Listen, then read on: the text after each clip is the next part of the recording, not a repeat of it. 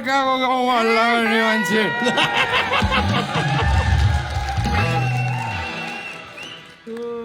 कि म चाहिँ अर्काको गाउँमा हल्ला गर्दै आइपुगेँ हो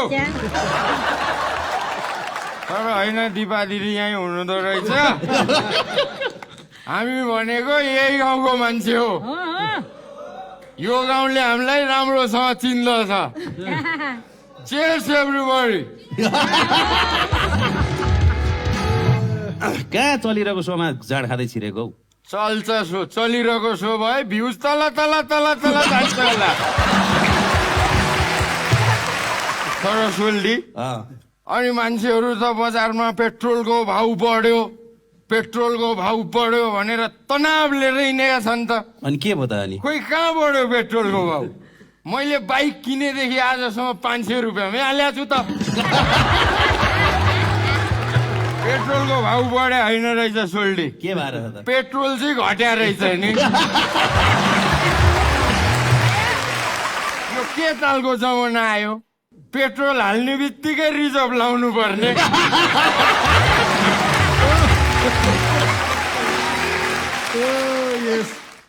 अस्ति त झन् एउटा ठुलो पेट्रोल पम्पमा गएर तेल हाल्नु पर्यो भनेर गएँ 500 को तेल हालेर बाहिर निस्केको एक्जिट गरेर तेलै सिद्धियो त अनि त्यहाँबाट फेरि बाइक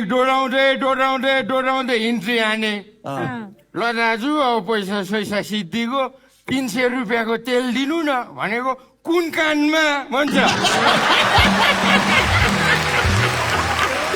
यो 300 मा त 2 थोका भन्दा तेल आउनै छोडेछ त अनि तर महँगी साह्रै बढेछ हौ विशाल सोल्डी यस्तो धेरै महँगी बढेछ कि त्यही भएर अब फारू गरेर खानुपर्छ है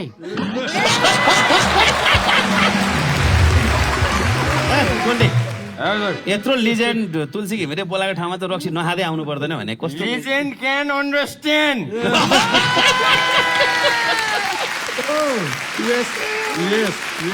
ल सोल्डी बधाई छ सांसद भएछौ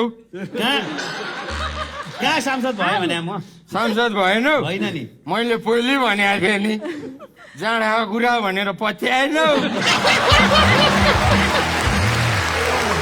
सांसद हुने जति सबै जगलबाट भएछ नि तिमी कुण्डुतिर गयौ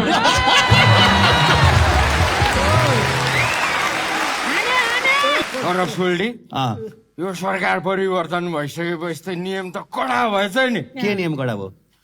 अस्तिको दिन म बाइकको पछाडिको सिटमा बसेर सुइँ गइरहेको थिएँ ट्राफिकले च्यापै समायो अनि पछाडिको सिटमा बस्दा नि किन समाउँछ भनेको झ्याप भएको तालमा पछाडिको सिटमा बसेर चलाएछु त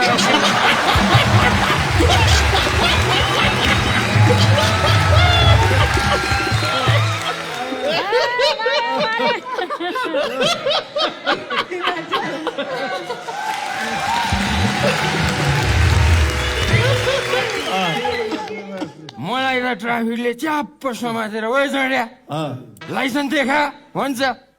के गर्नु त सर यो देशमा जसको सरकार आयो नि हुने केही होइन रहेछ नयाँ सरकार आएको यत्रो भइसक्यो अहिलेसम्म जाँड खाने लाइसेन्स बनाइदिएको छैन यति मात्रै के भनेको थिएँ सोल्डी त्यहाँबाट त बुट भाटा झापट आउन थालेको नि एउटा बुटले यहाँ एउटा बुटले यहाँ दुइटै गालो सुन्याइदियो नि सोल्डी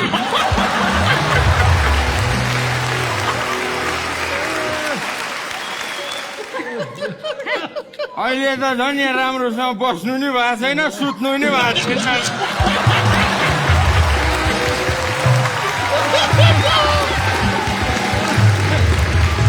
तर त्यो दिन पुलिसले मलाई बचाउनु चाहिँ बचायो है कसरी त्यत्रो भाटाले कुटे पनि म सेफ भएँ कसरी त पखन त कुर्ता लाठी बनाएर मेरो बाइक लिएर गएको थियो तर म सेफ भएँ चोरेको बाइक थियो अहिले पुलिसै जेलमा छ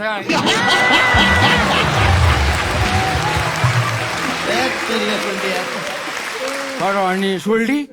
मैले त अनि यो देशमा त अनि पुलिसहरूको ड्रेस चेन्ज गर्ने भन्ने सुनेको थिएँ त त्यस्तै हल्ला छ यस्तो ड्रेस बनाए कि के हो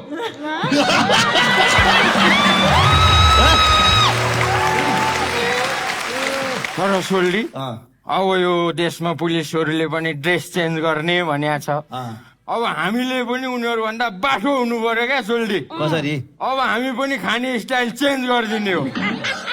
कसरी कसरी खाने त यसरी खाने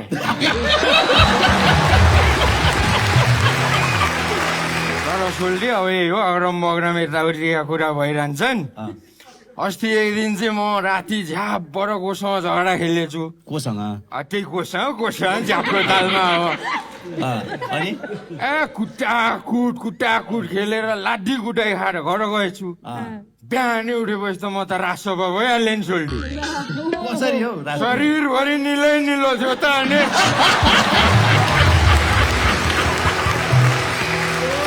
तर सोल्टी अब म यो बाजी राखेर चाहिँ रक्सी जिन्दै खान्न किन के भएर चुनावको बेला फसिन त म के भएर फसिस् त केटाहरूसँग बाजी राखियो अँ, रासोपाले जति सिट ल्याउँछ त्यतिवटा पुन्टे खाइदिन्छु मात्रै के भनेको थिएँ सोल्टी 17-18वटासम्म त खाँदै थिएँ त्यसपछि ढलेको सिधै समानुपातिक गर्ने बेलामा उठेको छ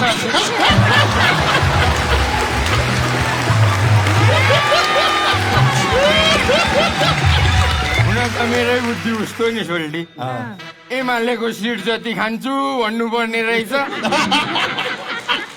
ठिक्क टिप्सी भएर बस्न पाइन्थ्यो दण्ड नेकपाको जति भनेन छु नत्र त घाँटी नै नबिच्ने रहेछ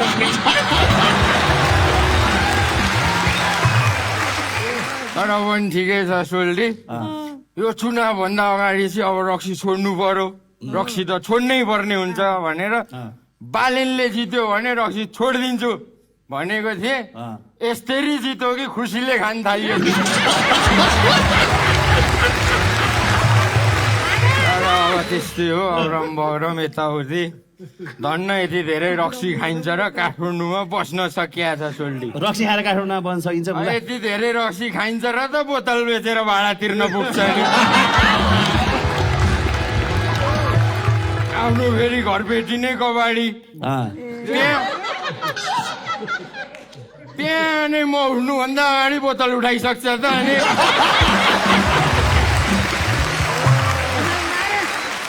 सोल्डी अँ, म चाहिँ फेरि यो चाड खाएपछि जहिले चाड खाएर फिलिलिली हुन्छु सर अँ। आज अलिक कम भएको छु सरी है बसेर कुरा गर्ने कि सोल्टी बस्नु मिल्दैन सोल्डी यो देशमा प्रहरीको जुत्ता चेन्ज गरेर भुवावाला नलाउन्जेल म बस्दिनँ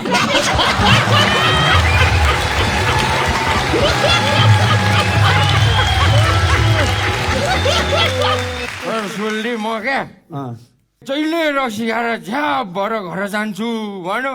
बाङ्गो बाङ्गो बाङ्गो बाङ्गो बाङ्गो हिँड्दै ससुराल पुग्दो रहेछ जहिले घर जान्छु भन्यो बाङ्गो बाङ्गो बाङ्गो ससुराल पुग्दो रहेछ अँ, अनि ससुरालमा फेरि सासू ससुरालले ज्वाइँ साहब एक्लै आउनु भएको ज्वाइँ साहब एक्लै आउनु भएको मात्रै भन्छन् एक दिन त झ्याप भएको तालमा गर्लफ्रेन्ड लिएर ससुराल पुगेछ अन्न सासू ससुरा नै झ्याप रहेछन् र कोठा खाली छैन तर त्यस्तै यताउता भइरहेको हुन्छ तर अस्ति एकचोटि चाहिँ म अब हेल्थ कन्सियस हुनु पर्यो भनेर हस्पिटल गएँ एकछिन एकचोटि हेल्थ कन्सियस भइहालौँ अब चाहिँ चेकअप गर्नु पर्यो भनेर हस्पिटल गएँ डक्टरले त मलाई त तपाईँको कलेजमा लेउ लागेछ भन्छ त्यो दिन मैले थाहा पाइहालेँ नि सोल्डी के थाहा भयो जाँड खाएर मान्छे किन लड्छ भने त्यही लेउमा चिप्लेर रहेछ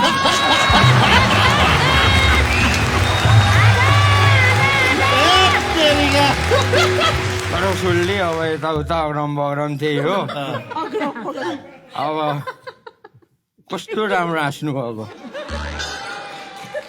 मेरो फेरि रक्सी खाएपछि कमजोरी नै यही हो के जता केटी हाँसो टाउको त्यतै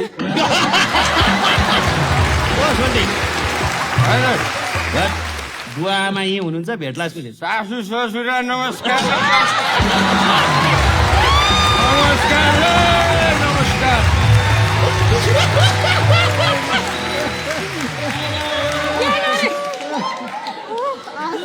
ल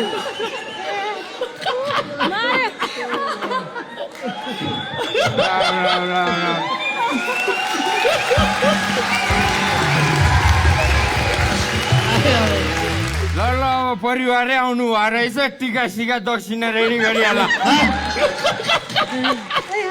तर सोल्डी अब यसरी बिग्रेर हुँदैन के गर्छौ त म अब सप्रिनु पर्यो एउटा राम्रो केटी खोज्दै बिहे गर्नु पर्यो राम्रो केटी मैले कहाँबाट खोजिदिनु हो राम्रो केटी चाहिँ अनि खोज्दै न नि काहीँ न काहीँबाट तिमी त अब केटीको लिङ्कमा भएकै मान्छे हो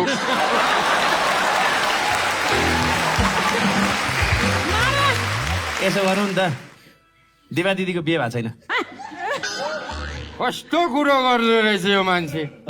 बिहे त हाम्रो घरमा बाख्रोको नि भएको छैन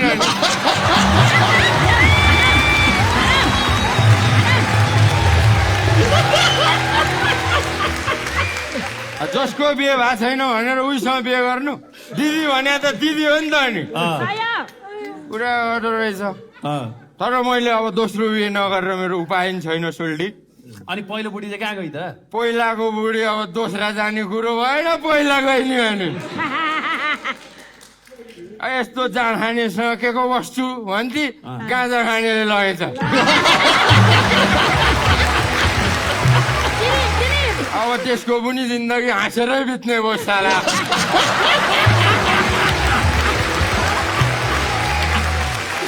तर सोल्डी यसो गरौँ अब मेरो दोस्रो बिहे नगर्ने उपाय छैन पहिलो बिहेमा पाएको दाइजो रक्सीले सिद्धिको अरू आम्दानीको विकल्प मेरो छैन त्यही भएर सोल्डी तिमी र म बिहा गरिदिउँ अनि सोल्टी अब केटी छेटी छोडेर केटातिर अनि के हो त तिमीसँग बिहा गरौ भने दाइजोमा रक्सी नै आउला कि भनेर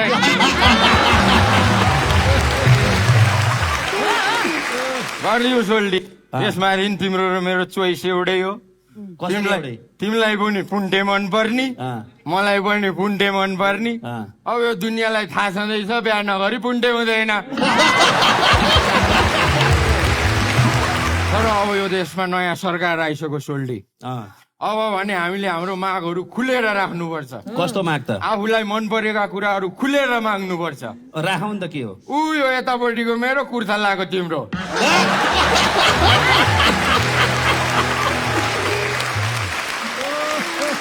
के हो तिमीलाई चाहिँदैन मलाई त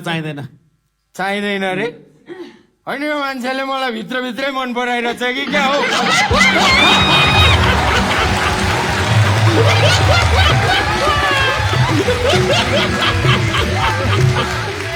ल यताउति अग्रम बग्रम भइ नै हुन्छ आज अब पहाडको टिम आउनु भएको रहेछ हजुरहरू त पहाडबाट आउनु भयो है त्यो पहाडको कोदोको अलिकति ल्याइदिनु भएको छैन मलाई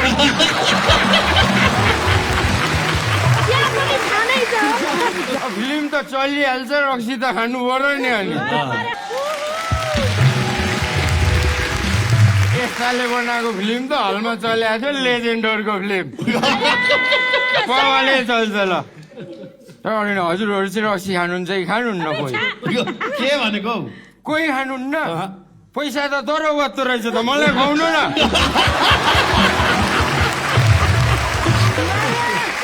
ठिकै छ त्यही हो तर पनि अब हजुरलाई धेरै धेरै शुभकामना पहाड फिल्मको लागि पहाड फिल्म हेर्नको लागि हिमाल तराई पहाड सबैतिरबाट दर्शकहरू आउनुहुन्छ तर म चाहिँ अलि आइपुग्दिनँ होला किन हौ मेरो फेरि हलमा जाँदा नि हल्लिँदै जाने बानी छ त्यही भएर अब मजाले बसेर फिल्म हेर्नुपर्छ फिल्म चल्यो भने 1 कार्टुन पुन्टे चलेन भने 2 कार्टुन पुन्टे किन चलेन भन्छ 2 दुःखमा त तुलसी घिमिरेले नि खानुहुन्छ होला नि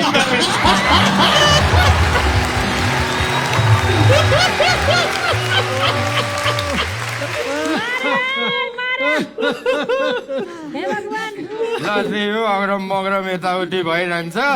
हामी भनेको यो गाउँको मान्छे हो चेयर्स एभ्रीबडी ल हजुर लाग्छु है तल भट्टीमा भेटौँला ल बाई बाई बाई